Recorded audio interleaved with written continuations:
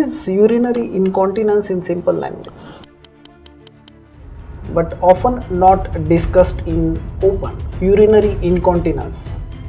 Urinary incontinence means leakage of urine. Now, all urination problems do not mean leakage of urine. People consider it as a part of aging. So, well, yes, it does increase in older men and women, but is it labeled as disease then? So I would consider it a disease. Most of the obstructing problems or urination problems are more common in men, and that is mainly by virtue of presence of prostate enlargement. Frequently, it's also blamed to stress, anxiety. Does it really cause incontinence or does it trigger incontinence otherwise? Namaste everyone. Welcome to one more episode of podcast with me. I am Dr. Amitabh Kulkarni. This is a platform where we try to identify simple topic, try to understand it in a clear, jargonless language from experts' point of view. Now today's topic is something which is very common but often not discussed in open. Urinary incontinence. Many a times people feel embarrassed about discussing that. Many a times they may feel that this is just the part of aging. Is it the truth? The truth is that it is very common and often less discussed. To help us understand this in simple language, I am very happy I am joined by Dr. Vipul Agrawal, who is a consultant urologist, has been treating these patients for years together. We'll try to understand urinary incontinence from his point of view. He will tell us what are the risk factors, what are the causes, and how do we easily treat this disease. Dr. Vipul, thank you very much for accepting the invitation. Dr. Vipul, can you tell us something about your background? Thank you, Dr. Amitabh, for inviting me on this interesting and public awareness related podcast. I am Dr. Vipul Agrawal. I am a consultant urologist practicing for the last 11 years in UAE, specifically in Dubai. I have been trained from Bombay way back in 2010, so I hold around 15 years of practice.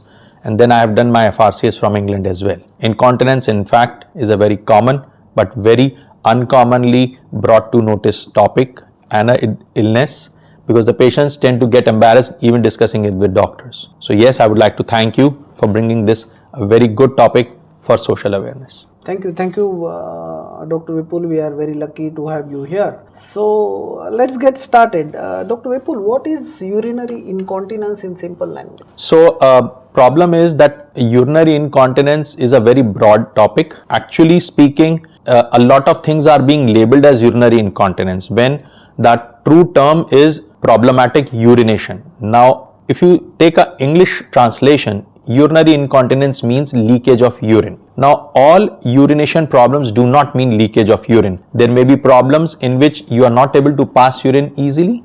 There may be problems where you need to rush to pass urine, but you don't leak. So, yes, they do come in the same umbrella, abnormal urination, but urinary incontinence would be considered as the extreme end of such problems. So, it's not that you may have urinary incontinence directly, but you may be having problems which may lead to urinary incontinence. Hence, you need to be seen by the doctor. Yeah, thank you for simplifying what is urinary incontinence. Now, many a times people consider it as a part of aging. So, what is your take on that? So, well, yes, it does increase in older men and women, but it's like graying of hair. Graying of hair is a part of aging.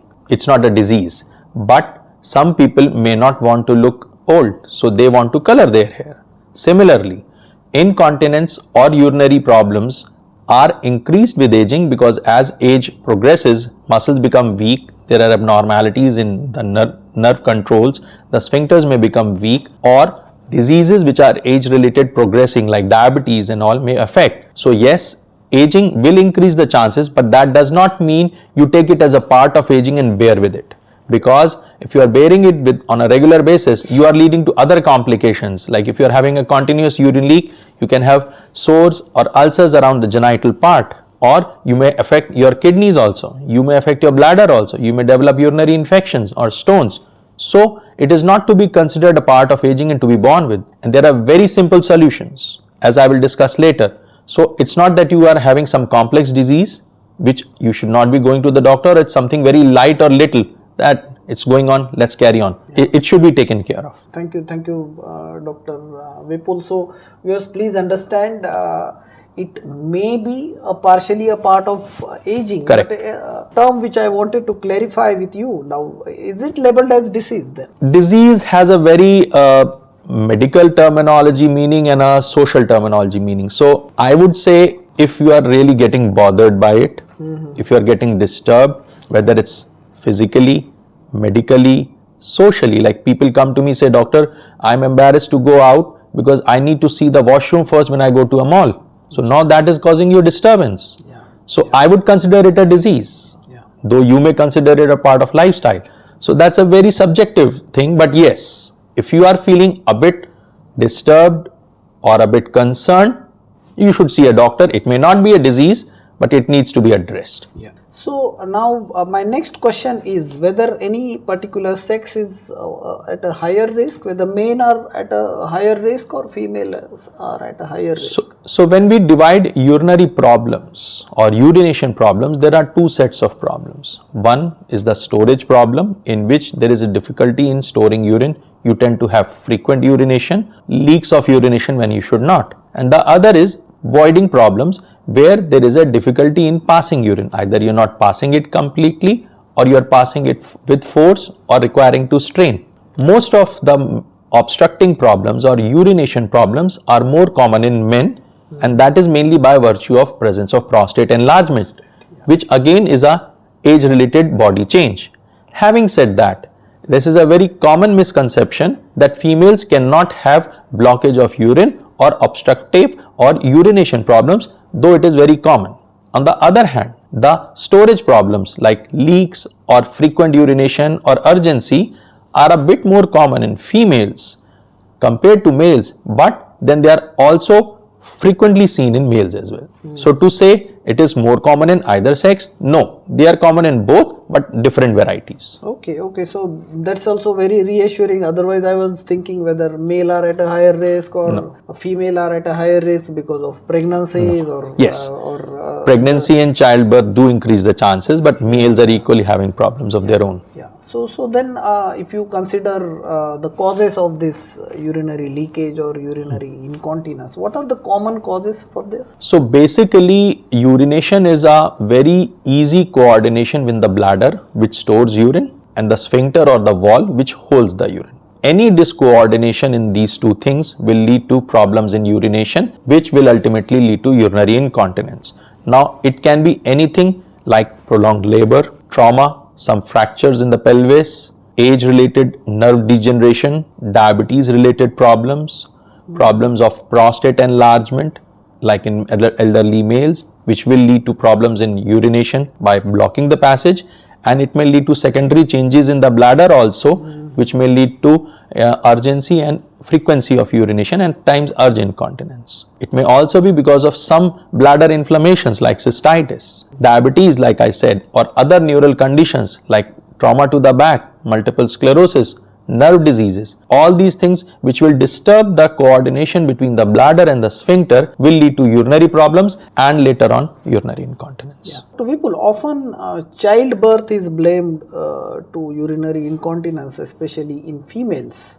Is it a common case, or is it the reason, or if not, then in specific childbirth or in specific delivery, is it more common? Yes, see, pregnancy is a major event for any female, not only emotional, but biologically also a lot of parts of female body go under changes, and one of which is the perineal or the pelvic muscles, because they need to expand to accommodate the growing baby. Now, as they expand, they get thinned out a bit. So most of the females during pregnancy will have some form of urinary problem. Thankfully, most of it gets resolved as the delivery happens and body tries to get back to its normal self. Correct. However, twin pregnancies or multiple pregnancies have an extra load. Females who've had prolonged labor, difficult childbirth will have a problem or pressing up of the bladder again in the body or the squeezing. So prolonged labor, difficult labor, need for episiotomy, perineal tears in case of uncoordinated or uncontrolled or non-medically supervised deliveries, they will increase the chances. Correct. Many a times, a lot of females will have some urinary problems immediately after childbirth, but as body takes time to heal and come back to normal self, like all females develop weight gain when they get pregnant, but they come back to their normal weight over a period of 4 to 6 months. Similarly, some urinary complaints may increase after childbirth, but given some time of, let's say, 6 months, it will usually come to normal. So it is reassuring to know that a normal delivery usually if it is do not supervised give you- and done in a proper manner with no risks and dangers, it should not cause any incontinence. only if it is a prolonged labor or like say, Unsupervised twin or delivery like a multiple TDA. pregnancies and all. These are the things which put them at a higher risk. Yeah. Agreed. So most of the females or most of the deliveries should not follow this urinary incontinence. Commonly not.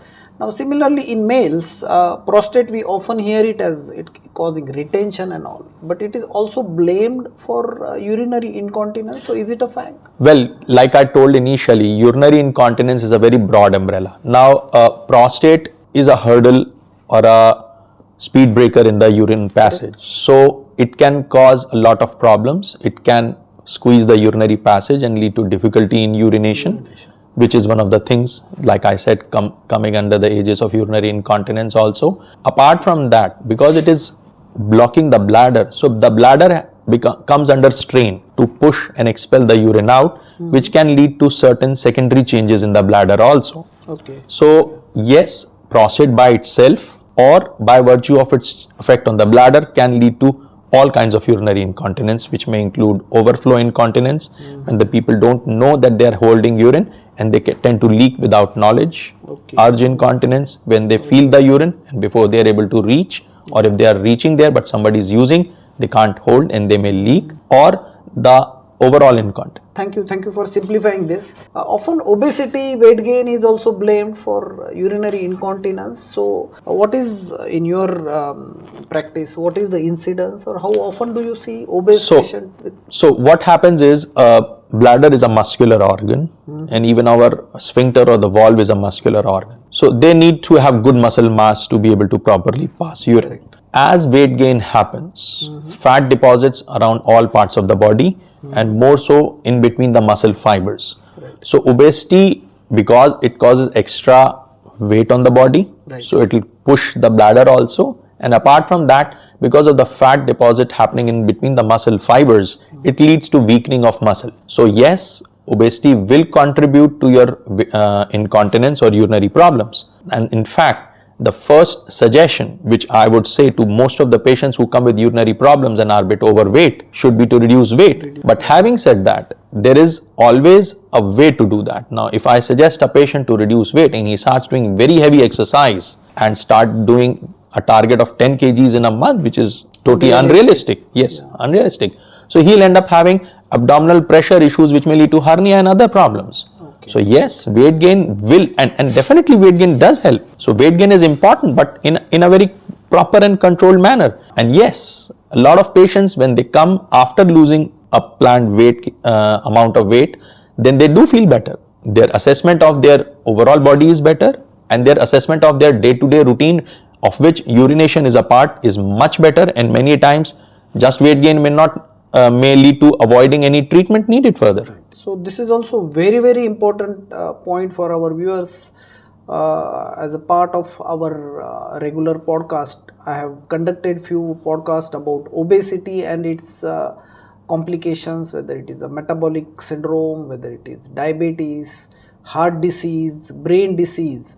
So remember friends, reducing weight not only helps for all these metabolic diseases, but as Dr. Vipul clearly said, that it can also increase the risk of urinary incontinence. However, we need to understand that the weight reduction should not be very dramatic, and it should be in a physiological slow weight reduction, so that you will be benefited maximum with the weight gain.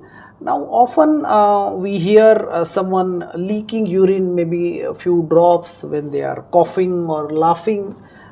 Is that a cause of concern? Yes. So that actually is true incontinence. Like I told you initially, incontinence means leakage of urine.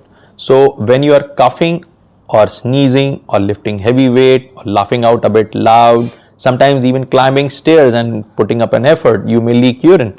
Now that is what is called as a cuff leak or a stress leak, which can be both. It can be leak because of the weakness of the valve, because reflexly in a normal person, whenever somebody coughs or sneezes, the valve squeezes and closes to not allow any leakage of body contents outside, whether it is feces or it's urine. But if the valve becomes weak, you may end up leaking urine. To the contrary, there is a possibility, because if your valve is too strong, you are ending up storing too much of bladder beyond its capacity, and that cough, sneeze will lead to overflow. So leaking urine when you are coughing or sneezing can be stress urinary incontinence and at times be overflow incontinence, and both of which may be because of the abnormalities in the valve, and it should be attended to. Yeah, so that may be an early sign, and it needs immediate attention. It definitely needs immediate attention. It needs immediate attention by the expert.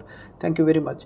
Now, you in your introduction you mentioned about diabetes causing urinary incontinence. How does it cause urinary incontinence? So you are more expert on diabetes than me, of course. Probably the most common disease all over the world. So you are more expert on diabetes than me, rather. So you know this, and we tell all patients that diabetes, whether it's controlled or uncontrolled, affects all parts of the body from head to toe, whether it's skin related problems, vascular problems, lung, liver, heart, nerves, everything. So the diabetes contributes in many ways. First of all, it may increase or decrease the kidney function, which will lead to irritation of bladder if it's a concentrated urine. Secondly, if it is affecting the nerves, it will lead to discoordination of the urine passage, when the bladder may suddenly wake up and lead to urgency, or the sphincter may not wake up and not allow you to pass urine commonly. Thirdly, we all know diabetes increases the chances of urinary infections, and all urinary infections will increase the urination problems and significantly escalate the level of urinary incontinence. So strict diabetes control is paramount and very vital if you're having any form of urinary incontinence or urination problems. So diabetes can affect it does affect kidneys. The ideal word would be it does rather affect, than can. Yeah. There is no question or doubt about it. Yeah, absolutely. And it affects in various ways, as Dr. Vipul clearly mentioned. It may be through nerves, it may through infection, it may be through the through affecting the kidney function. So good control of diabetes again is very, very important. If you that's where you come in. Yeah. If you don't want to face a urinary incontinence or anything related to that bladder or any unwanted consequences in future. Now, frequently it's also blamed to stress, anxiety. Does it really cause incontinence, or does it trigger incontinence otherwise? So stress still causes a lot of medical problems which we don't know about. But people, when they are commonly stressed out, they are away from their normal routine, whether it's food, whether it's fluid intake, whether it's proper sleep, even coffee, tea intake is more. Or some people resort to alcohol intake, or something goes off their normal track. Correct. Any of these things can trigger. For example, if you see tea, coffee and colas, they have a lot of tannins and other compounds which trigger the bladder. So you may feel more urgency. They are a diuretic, so you will have your more volume output of urine. So you will have frequent urination. You may lose sleep, which will lead to abnormalities. So yes, it may not directly contribute, but the way it affects body's other functions and parts, it will definitely increase your urinary problems and will disturb you more. Yeah. So maybe the other habits related to anxiety or anxiousness. So now one more thing which you mentioned about the drinks. So which are the foods or drinks which can trigger this urinary incontinence? So like I said, tea, coffee, colas will increase the urinary problems because they tend to stimulate the bladder. Apart from that, if you are having less hydration, your urine is concentrated, you may feel discomfort in urine. Correct. Which can lead to urinary problems. Spicy food, overindulgence can also lead to all these things. Overall, a healthy diet is always going to help you in your overall health, and that will contribute to your better urination. Correct. So maintaining a healthy diet is again important if you are having urinary incontinence. Now, the most important question probably is, when should they see you? Should they see you immediately, or they should wait for some time? So when should they see an expert in this case? So that's a very difficult question. Many a times, as we discussed already, that the old people probably they are embarrassed, they don't want to disclose, they don't want to go, they probably feel, oh, what is doctor going to do with this? This is a part of aging. So what is your advice for all the patients? So first of all, I would categorize these set of people, not patients, to categorize into two classes. One, who are actually disturbed either themselves or by other people telling them. For example, if there is a patient who is going multiple times for urination, he may not feel bad, but his wife will say, I cannot sleep because he is getting up in the night every night. True. So if you are being disturbed or your social surrounding is being disturbed because of your urination, you should definitely see. He may not advise you any treatment, but some things he may advise to ensure, yes, you are fine, which will be a big reassurance, or some lifestyle changes. Apart from that, like you said, older people think it as a part of aging. Now, usually, most of the people who are in this age, they are seeing the doctor for some problem or another. It is important for them to at least open up to the doctor and discuss. Ki doctor, okay, you are seeing my diabetes, you are seeing my kidneys, you are seeing my blood pressure, but I have some minor concern. I am not sure whether it's relevant or not, that I tend to get up more frequently in night, or I'm a bit concerned when I go to malls because I pass urine, or occasionally I do a cuffley. So then he will be referring you to a specialist who might do a detailed history and examination and may even reassure you, no, don't worry, this is not something dangerous. According to the level of problem, may advise lifestyle changes, behavioral therapy, if needed, medicines. So you should see the doctor. Open up with the doctor, even if it's a mild thing. Let him decide whether you need to be evaluated or not. We frequently discuss in our podcast, prevention is always better than the treatment. So earlier we identify any problem, any disease or any health issue, and if we try to fix it at the root cause or root stage, the benefits are going to be long lasting for you. Now, are there any exercise which will help to control this urinary incontinence, male, females? So, we have a lot of problem with this exercise word. Now, very common with internet available, Kegels exercise is an exercise which is all patients who come to me say, doctor, I'm doing Kegels exercise, but my urinary problem is not getting improved. Now, I tell them Kegels is not the Brahmastra of all urinary problems. In fact, Kegels can be detrimental also. So yes, exercises are needed, but like I told you, urinary problems can be opposite end of the spectrum. So you may be having an underactive bladder or an overactive bladder. Similarly, you may be having an underactive sphincter or an overactive sphincter. Now, Kegels is very specifically to strengthen your perineal muscles and your sphincter. Now, if that is at fault, it will help. But if it is not at fault, it will not help, may in fact worsen it. Correct. Very right, doctor.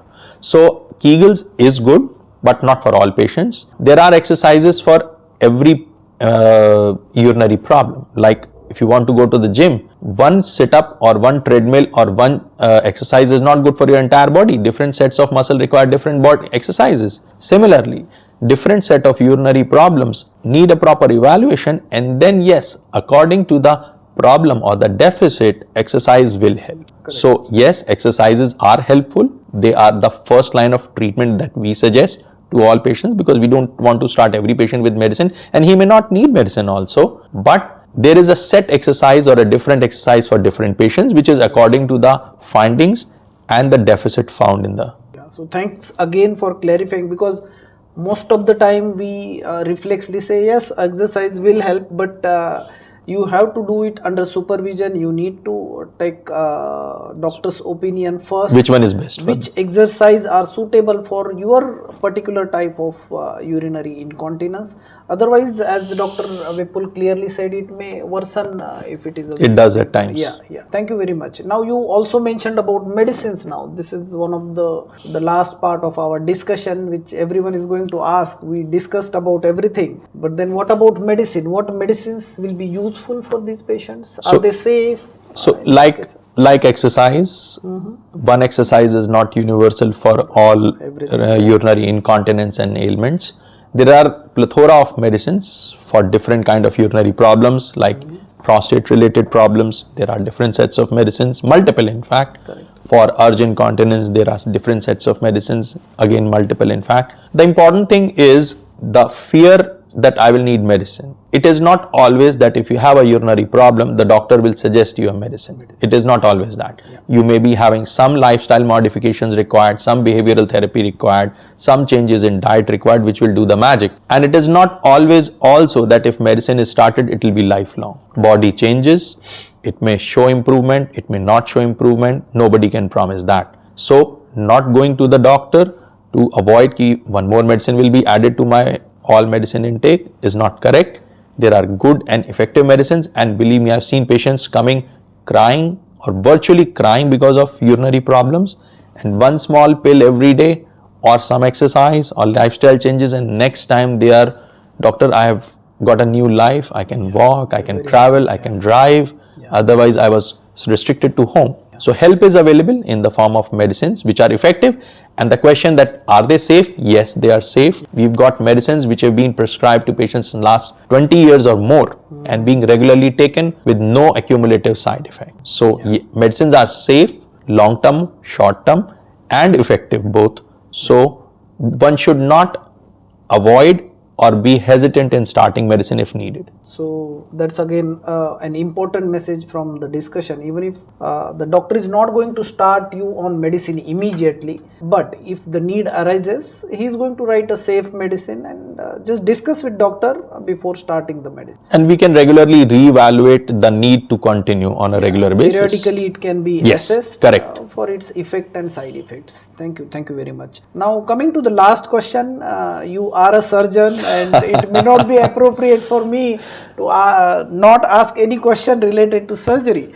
So is there any surgery or surgical treatment available for this disease, and what are its implications? So prostate, for example, one of the causes of urinary problem can be effectively treated by medicines or by surgery. Correct. So we have a surgical option for prostate, and currently latest is Resume, which is water vapor embolization, which myself I have done for severely cardiac patients also, and very effective and safe, and people come back smiling, doctor, you changed my life. Prostate, for example, has good surgical options. For stress incontinence or cuff leaks, we have TOT taping or urethral bulking. These are a lot of options. For patients with urge incontinence, we have Botox injections.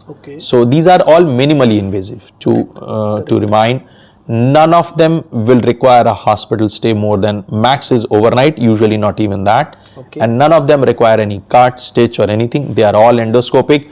So you are as good and pretty as you were before the surgery. Effective, but again, if you need it, you take it. If you don't need it, you will not be advised. So various surgical options are available, whether it is a minimal invasive or a definitive. You discuss with the doctor and then decide. Now that brings us to the end of the first part of our podcast. Thank you, Dr. Vipul. Now let's go to the second part. This is a rapid fire or one word answer. We expect one word or one letter answer. Looks like a bye-bye starting. Yes or no or something similar. This will not be a very complex questions, but these are very commonly asked by our viewers or patients every day. Now, are you ready? Yeah. Scared. Thank you. No, don't worry. So, urinary incontinence, is it common or rare? Not rare. So, you do see it commonly in your practice, is it treatable or it's going to live, the patient has to live with it? Can I explain a bit on this? No problem. So, a treatable means curable? No. But manageable. So diabetes is not curable but manageable. Similarly, incontinence is manageable. Manageable with medicine and full control. Treatment. Fully manageable. Is it related, always related to age? Not always. Not always. Okay. Young people also develop incontinence. Is it has it anything to do with lifestyle? Yes, smoking. Smoke. alcohol, excessive So one indulgence more in tea, reason for coffee. you to quit smoking. Yeah. Is it preventable? Very important. Well, if you find like I said, childbirth related things can be prevented, but not always. Yeah. Exercise always helpful? Yes or no? Yes, proper exercise Proper exercise, correct. and the correct one. Is surgery first line? Yes or no? Never. Man affected? Yes or no? Yes. Yes. Women affected? Yes. Yes, or no? of course. Yes. More. Yeah. Should people ignore it? Yes or no? Never. Absolutely no. There is no. Socially, medically, biologically, it can create troubles, Yeah. and help is available at hand. Yeah. So don't ignore it.